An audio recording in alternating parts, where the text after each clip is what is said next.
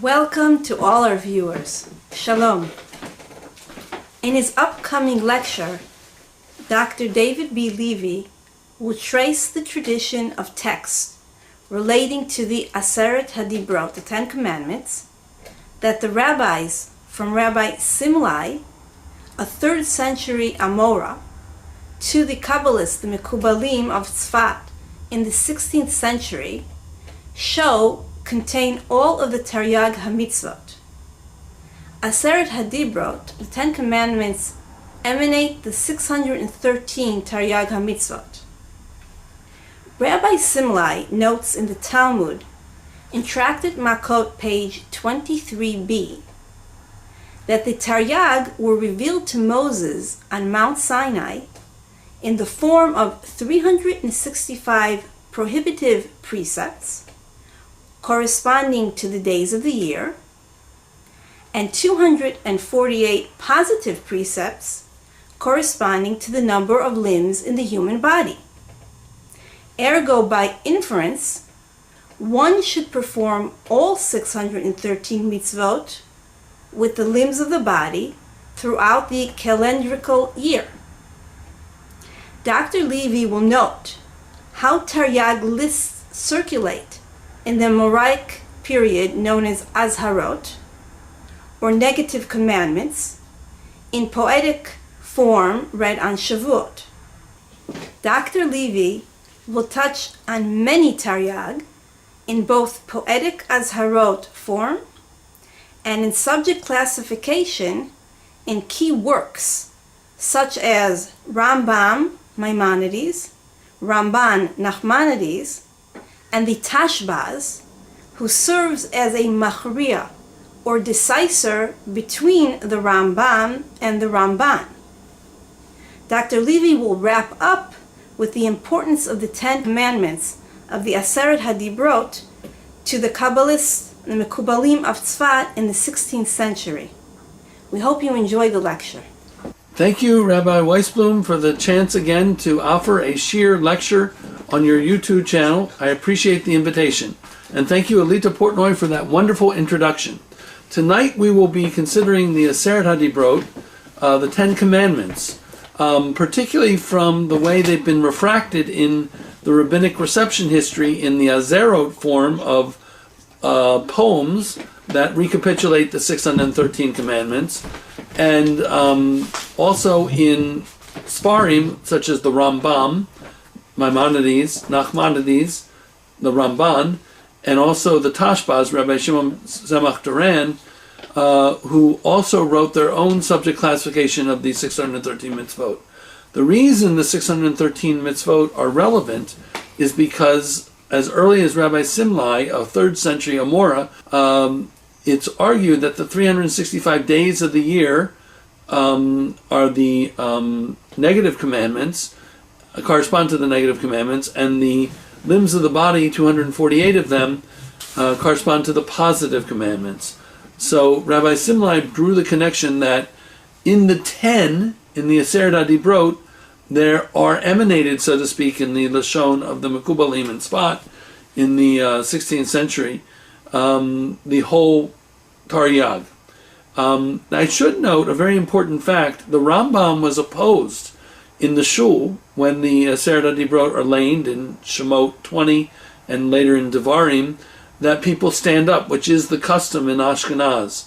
And he felt that the importance of seeing all of the 613 mitzvot as intricately encapsulated in the 10 Commandments is an important Weltanschauung, and he feared that people would worship or just reduce all the 613 commandments to just 10.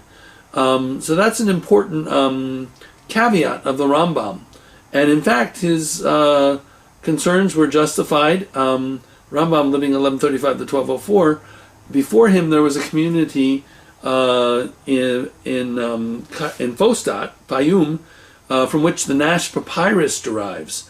The Nash Papyrus is a collection of 4 papyrus fragments acquired in Egypt in 1898, inscribed with Hebrew text, mainly from the Aseret Hadibrot, but also the first part of the Shema. and in a form that differs substantially from the canonical Masoretic text of the Ten Commandments, and is more similar to the chronologically closer Septuagint.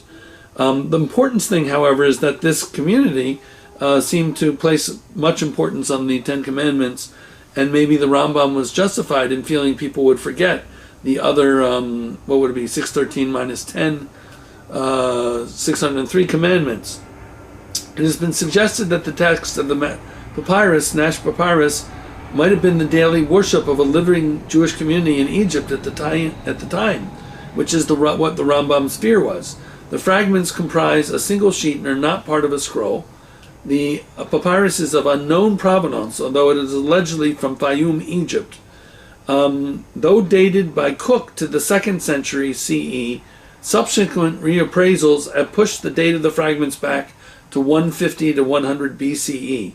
The papyrus was by far the oldest Hebrew manuscript fragment known at that time, before the discovery of the Dead Sea Scrolls. And lo and behold, in the Dead Sea Scrolls, which are clearly a Second Temple sect, most likely the Essenes, as my teacher Rabbi Baumgarten argues, and many others, the Essenes also offer us a version of the Aseret Hadibrot, which is much closer to the Masoretic text.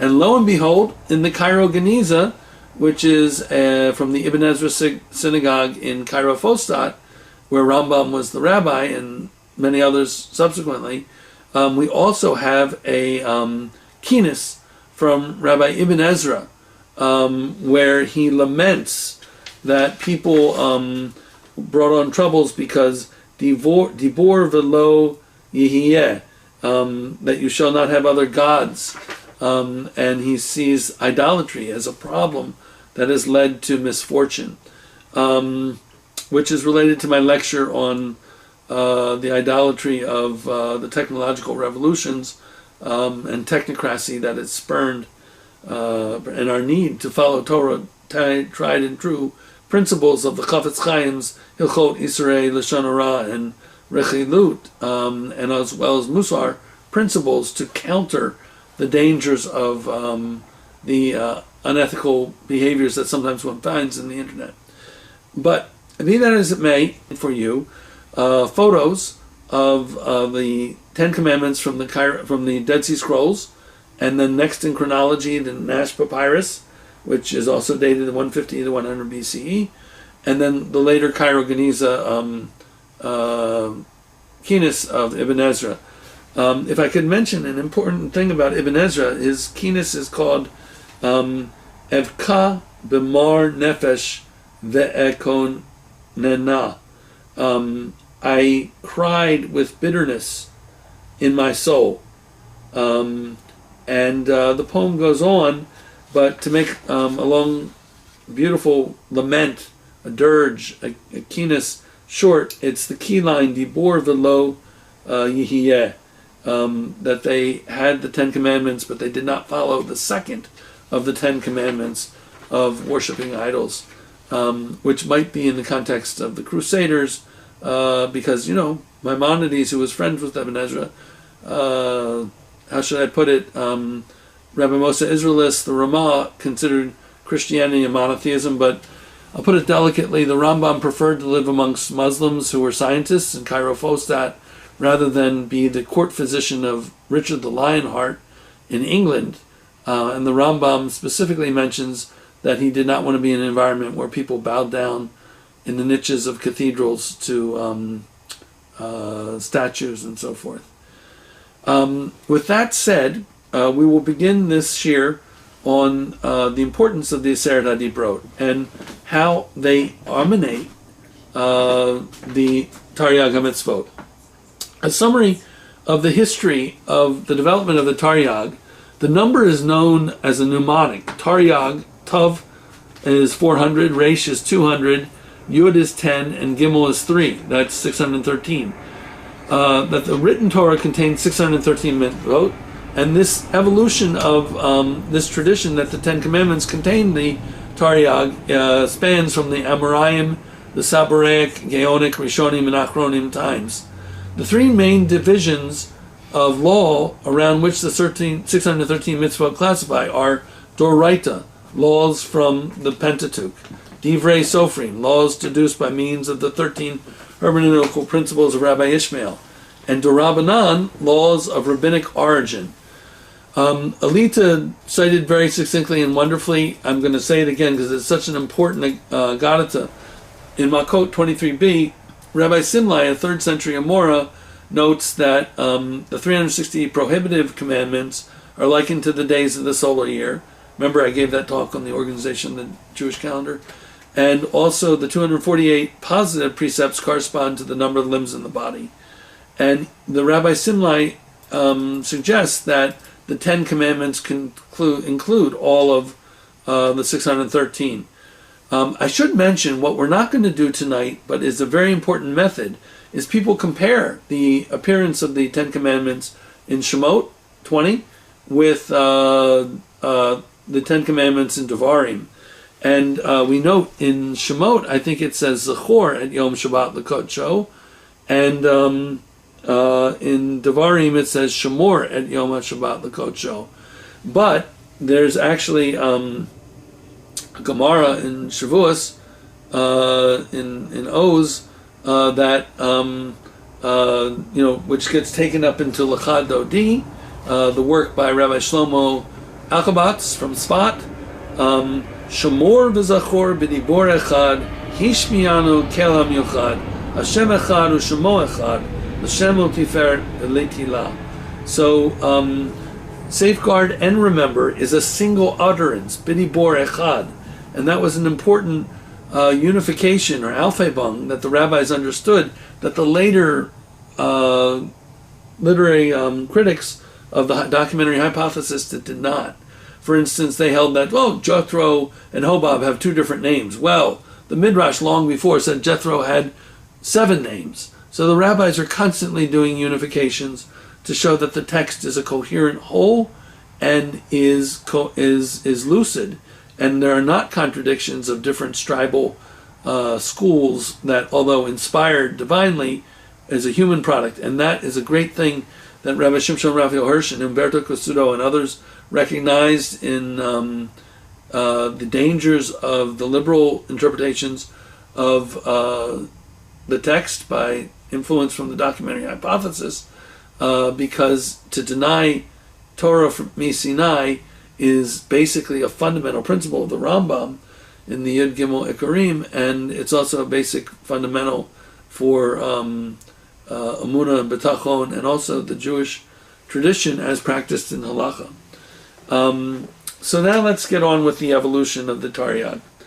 Midrash Bamidbar, chapter 18, points out that 620 letters in the Decalogue, have you counted the letters up? They add up to 620, refer to the Taryag mitzvot if you minus the 7 ascribed to the Noachide laws. Also, interesting coincidence, the name Ruth, the name of the heroine in Megillas Ruth, is comprised of the letters Resh, Vav, Tav, which adds up to the numerical value of 606. And then you add the 7 Noachide commandments, you get 613. And a lot more could be said about that. Lists of mitzvot circulated in the Amoraic period known as the Azarot, meaning warnings of negative commandments, poems read on Shavuos, enumerating these. And so the interesting thing is that they were in poetic form. The Rambam did not hold poetry as a very high way of revealing things. He considered it popularization. We'll get to that in a moment. But Elbegin, who studied the Azarot in the Encyclopedia Eshkol, suggests that the term Azarot was used for a type of piyut, or poem prayer, because the numerical equivalent of Azarot is Taryag. Have you wondered? The coincidence. Aleph is 1, Zayin is 7, Hey is 5, and Resh is 200. However, the earliest well-known list of the 613 commandments was made in the Gaonic era, known as the Halachot Gedolot. Other lists in the Gaonic period included the Shiltot by Rabbi Acha of Shabcha, 680 to 752, and Rabbi Chefetz ben Zaliach, and Rabbi Shmuel ben Chofni. So a lot of people were writing these poems that encapsulate the 613 mitzvot. And they argue it all comes from the 10 commandments. The Halachot Gedolot included rabbinic laws to Rabbanan among the 613 commandments. Leopold Zunz, one of the great scholars of Wissenschaft des Judentum Bewegung, Science of Judaism movement, in a work called Literatur Geschichte der Synagoge Poesie, published in Berlin in 1865, volume 4, part 21, notes that before Sad Jagon and the Azarot Reshit is found in Pumberdita, and the older than Azara Ata Hinchalta of Sora, placing them in the period of the Sabarayim. So Zunz is pointing out that it's a very early tradition to write these poems that encapsulate the mitzvot, the Taryag mitzvot. The Azarot, the equation Taryag with the Decalogue, gave rise to the literature of these halachic piyutim, these poems, that recapitulate the Taryag, often read on Shavuos. Several types of piyutim, although have no connection with the Taryag, Azarot, are also called Azarot. The piyut genre is at least as old as the Tanaic period, and the 3rd century contemporary of Rabbi Yehudah the Prince, Rabbi Eliezer ben Rabbi Shimon, is an early recorded peyatan. However, the flowering of piyutim was probably that of the 7th century in the land of Israel by Rabbi Yossi ben Yossi and Yanai. I've mentioned Yanai before in my previous lectures on the menorah. He wrote 2 piyutim on the menorah, but he also wrote these recapitulation of the 613 Taryag mitzvot in a poetic form as well.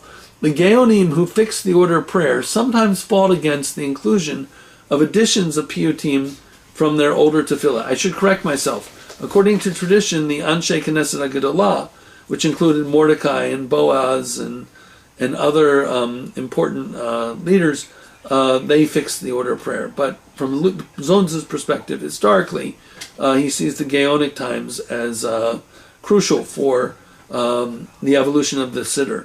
The Avudaram notes the battle against inclusion of additional piyutim was to prevent people from leaving the synagogue if they could not follow the piyutim. That is, they'd be enraptured and find great joy from hearing a poem that was often in poetic verse, rhyme. The pre-Gaonic dating of the Azarot tradition is documented by the following text. A responsible of Rabbi Natrani Gaon, 850-860, the predecessor of the Bahag, deals with the laxity evinced by some communities in recitation of the Azarot. Secondly, an automatic acceptance of the recital of the Azarot, even in the middle of the Musaf Tefillah, on the part of Rabbi Amram Gaon, argues strongly for the antiquity of the Azarot, even in the Second Temple time, since some time must certainly have elapsed between the emergence of the Azara and the acceptance in actual prayer. Let's go to Rav Sach Gaon, the author of Sefer Emunah V'Deot, and also the Tafsir, translated the Hebrew Bible into Arabic, and did many other great things, his commentary on the Siddur, and we could, I have many of his works linked from HebrewBooks.org on my webpage in part of my library work. Rav Sach Gaon composed 2 Azarot. Saja writes, this is due, the concern of Rabbi Amram Gaon, to the failing of the customary Azarot, Atah Hinchalta, that he sees fit to replace it with something else. Saja's opinion, quoted by Ibn Ezra to the effect that the law engraved upon the stones was in reality Taryag in the form of an Azara, confirms that to Saja the Azarot were of remote origin. Saja's Azarot contained the new approach to the group of the Taryag under the 10 readings of the Decalogue.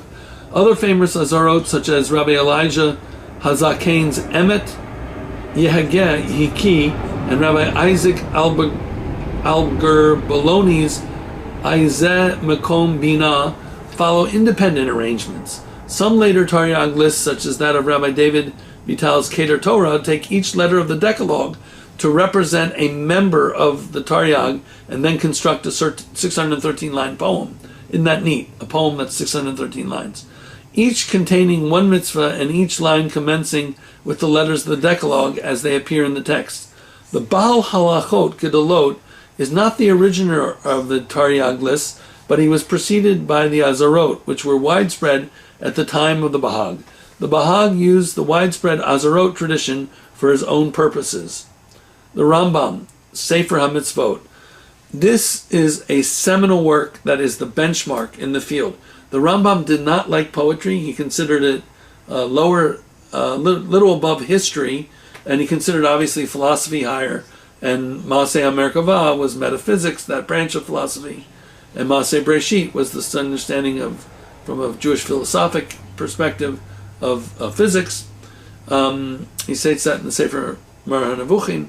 Anyway, Rambam composed a work called Sefer HaMitzvot. It is the benchmark where he put down in a list and classification the 613 commandments, stemming from 14 roots upon which the enumeration of the commandments should be based upon, in essence, criticizing the halachot gedolot, the Bahag, for including rabbinic principles amongst the 613 commandments, and ascribing lists of azarot to the poets representing a beautifully rendered popularization of the rabbinic quest to systematize the laws. So the Rambam refers to this poetic form of the azarot poems as a popularization. In Maimonides' view, later azarot found in Spain postdate the halachot gedolot, and their errors are due to fidelity to the Bahag's classification. So the Rambam, Nesher HaGadol, really weighs in on another Gadol, the Bahag, and how many people would be able to critique the Bahag? Not many. Rav Saadia Gaon, 882 to 942, found the custom of reciting Atav and Enchalta entrenched in his time, and who is cited by Ibn Ezra, predates the Azarot tradition to before the Bahag. And Luzzatto, in his preface to the Machzor Italiana, page 8, section 10, concludes that the Azara tradition, Atah and Chalta, antedates the Halachot Gedolot. Rambam was worried that focus on just 10 commandments would cause neglect to learning from all 613 commandments. The 10 cannot be understood outside of the context of 613. So that was the one reason the Rambam didn't want people to stand up when they're read in the shul. Saadia also authorized the Azarot in his siddur, Anochi Eish Ochala, I am a consuming fire, which grouped the Taryag under 10 headings of the Decalogue, and other famous Azarot such as Rabbi Eliyahu HaZaken's Emet Yehegehiki and Rabbi Isaac Alger Bologni's Izeh Makom Bina follow their own ordering principle. Numerous Azarot have been composed with the Taryag as their theme, including ones found following Maimonides' enumeration, such as that of Rabbi Isaac Kimchi of Provence, related to Rabbi David Kimchi, who was a Maimonidean, and Rabbi Joshua ben Evanista and Rabbi David Vital's Keter Torah, dividing the precepts into 18 groups. 18 is the equivalent of Chai. Maimonides asserts that the mitzvot serve 4 purposes: deot, correct notions; pi'ulot, actions; midot, ethical characteristics; and dibor, correct speech. Maimonides also provides a list of the Taryag in the Guide of the Perplexed, Part 3, sections 35 to 49. Rabbi Shlomo ibn Gabriel, who lived 1361 to 1444, is the author of the most well-known Azarot called Shemor Libi Ma'aneh. Ibn Gabriel states that he will forgive the guilt of popularizing the mitzvot in poetic form. He's referring to the Rambam specifically, who refers to poems as popularizations. And he will increase the strength, hizuk, and he will bestow wisdom to make mortals understand, which is understood by Tzemach Duran and Rabbi Menachem of Troyes in Machzor Bologna, Perush on Azara, to reflect the poet's well-intentioned searchings in attempting to popularly enumerate the precepts while relying on the Bahag. So a note about Rabbi Shlomo ibn Gabriel: his philosophic work, magnum opus, is the Fons Vital, which was known only in Latin for many 500 years, until Rabbi Shlomo Munk, also very famous for going to Damascus and saving Jews from a blood libel there, Shlomo Munk found in the Bibliothèque Nationale in Paris the Fons Vital in Hebrew. That's extraordinary. It had been quoted in little piecemeal and snippets in the Middle Ages in Hebrew, but it came down in a recension history in Fons Vital in Latin, but Shlomo Munk found it in Hebrew, called Mikor Chaim, Sefer Mikor Chaim. And also, Munk did some other very important things. He translated the Sefer Moreh HaNevuchim from Arabic, Dalat al-Arin, to Hebrew, Sefer Moreh Legui des Aguerris is the French title. And we mention more about Munk in our lecture on the Rambam and the Guide for the Perplexed. So, nonetheless, the Sefer HaMitzvot of the Rambam represents the turning point and culmination of the study of the Taryag, with the exception of Sefer Yeraim by Rabbi Eliezer of Metz. No Taryag work written after the 12th century fails to take cognizance of the Rambam's Sefer HaMitzvot. It's like, if you're going to weigh in on organizing the 613 mitzvot, you're going to have to take your cues from the Rambam. The Tosafist, Rabbi Moshe of Kusi, and pupil of Rabbi Yehudah Sur Leon, and author of a Sefer HaMitzvot Gadol, and Rabbi Isaac of Corvey, pupil of the Maharam of Rottenburg, and author of Sefer Mitzvot Katan, originally titled Shiva'ah Amudei Olam. So they also wrote their Taryag collections and classification. While the 13th century Spain was dominated by the enumeration of Rabbi Moses of Kusi, the latter centuries were much more influenced by the Taryag of Rabbi Aaron of Barcelona HaLevy, Rabbi Aaron HaLevy, author of Sefer HaChinuk. What is the structure of Sefer HaChinuk, the organizing principle, is that Rabbi Aaron HaLevy in Barcelona lists the mitzvot as they appear sequentially in the Torah. So the first mitzvah is to be fruitful and multiply. That's brought down by Aaron of HaLevy of Barcelona as the first mitzvah in his work Sefer HaChinuk. Not according to the Rambam. The Rambam does subject classification. He does not list the mitzvah of being fruitful and multiply as the first mitzvah. Now let's look at the Rishonim. I mentioned Rabbi Salom ibn Gariol, the author of the most well-known Azarot, Shmur Libi Ma'aneh, based on the Bahag, which, interestingly, Shmuel Yosef Agnon built on his experience while reading this Azarot designed for recitation on the first night of Shavuos. I refer you to Agnon's work. Ibn Gabriel states, and he will forgive the guilt of popularizing the mitzvot in poetic form.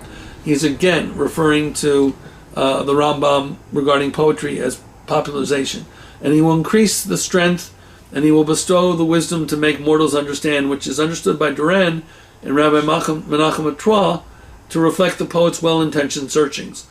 By the way, this debate that poetry is a popularization you find in antiquity. In Plato, as you know, in the Republic, kicked the poets out of the ideal utopia.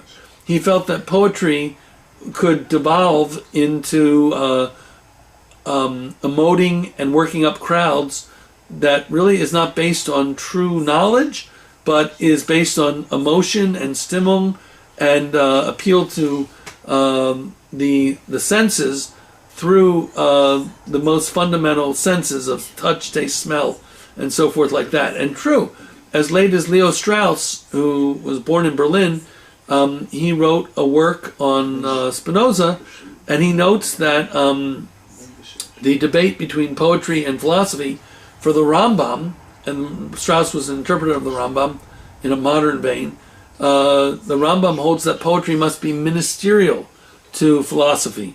Philosophy is the queen of philosophy, metaphysics, and poetry is merely ministerial. And the point is that in antiquity, you find this dichotomy between attention, between poetry and philosophizing, that Plato says that philosophers know the reason for why opinions are false. And if opinions are accidentally true, which is rare, they know the reasons why. They can prove, in Maimonides' terms, revelation before the tribunal of philosophy. That is to say that poetry has a place. But Strauss, living and witnessing the beginnings of Nazi Germany, he said Plato was basically right. Because if you look at the Führer, he worked up crowds by poetic skill, by metonymy, by rhyme, by cadence, by symbol. And these are all the tools and techniques of great poets. And the Führer was a very charismatic speaker. I'm not forgiving the crowds that he worked up in a kind of orgiastic frenzy, but this is what Strauss said was revealed in his analysis of Nazism and the appeal to poetic techniques to harness the masses. He said this proves to him that Plato is right. And Strauss, some of his commentators have said that Maimonides' biggest support or keystone in the Sefer Moreh Nevuchim is not Aristotle as traditionally understood, but rather Plato. let's get back to the poetry. The Tashbaz. The Tashbaz was Rabbi Shimon ben Tzemach Duran, and he wrote a work called Zohar HaRakia. Zohar HaRakia is noteworthy in many ways. Firstly, it is written in the form of a commentary to the Azara, Shemor Libi Ma'aneh, of Rabbi Ibn Gabriel, so that people who tremble for fear of the Lord should study it on Shavuos once a year. That's end of quote. Duran criticizes previous commentaries to this Azara for their having mistakenly interpreted it according to Maimonides' Taryag list.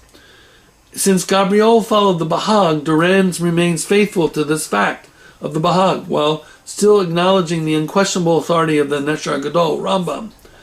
Secondly, while Duran employs Aramaicism throughout his responsa, the Hebrew style of Zohar Rakia is simple and flows smoothly, avoiding difficult forms of expression.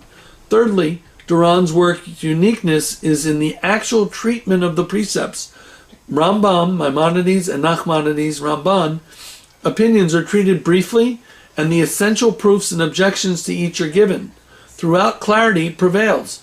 Rabbi Duran's own respectful proofs or objections to Rambam and Ramban abound, so that if Rambam is the thesis and Nachmanides the antithesis, then Duran's work is the alphabon. In a halakhic sense, Duran is the mechriya, the decisor, between the Rambam and the Ramban, synthesizing his two great predecessors' views, but rejecting both their opinions when he feels necessary, so that the result is the most penetrating treatment of the Taryag, in my humble opinion.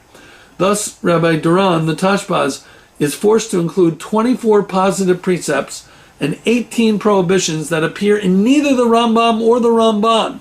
I'm not going to give you a system analysis. I didn't go to library science school for nothing. You're taught to analyze systems. Among these are the precepts to accept proselytes, to keep far from falsehood, and to repay a creditor.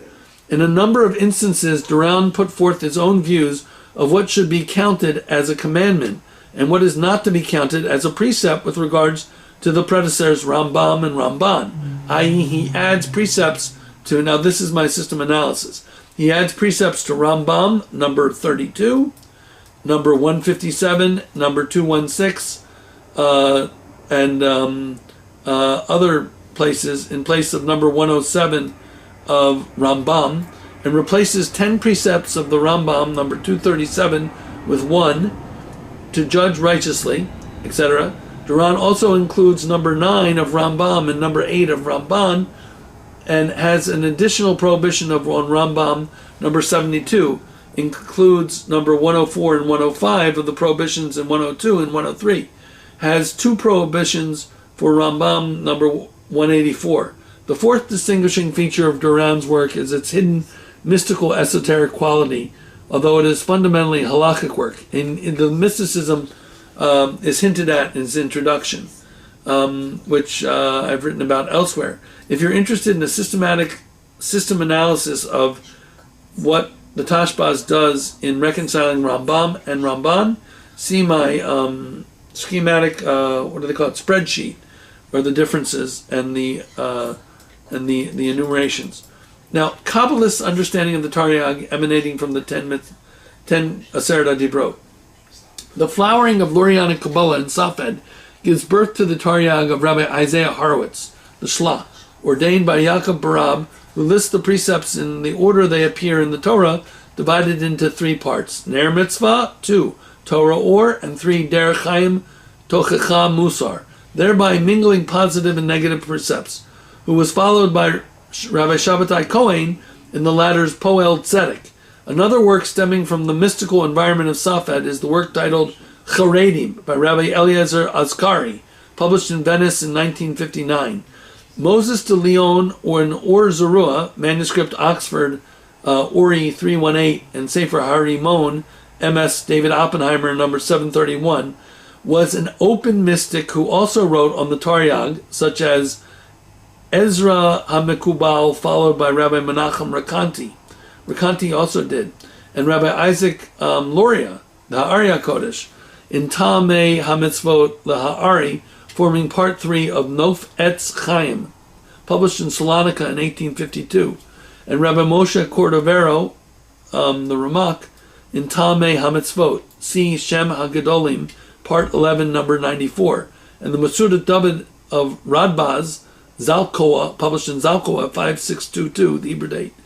Indeed, an entire section of the Zohar, Rea Mechemnia, Faithful Shepherd, is devoted to the enumeration of the Taryag, offering a mystical interpretation of the precepts, as if the Taryag HaMitzvot are emanating pleromatically from heaven's distant gardens, the himmel garden, that stem from the 10 Commandments, the Aseret Hadibrot.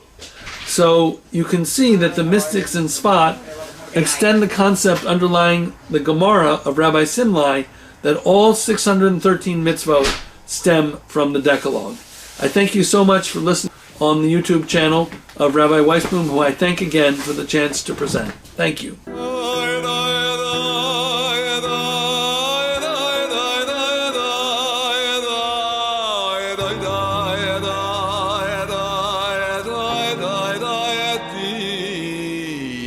Die, die, die, die, die.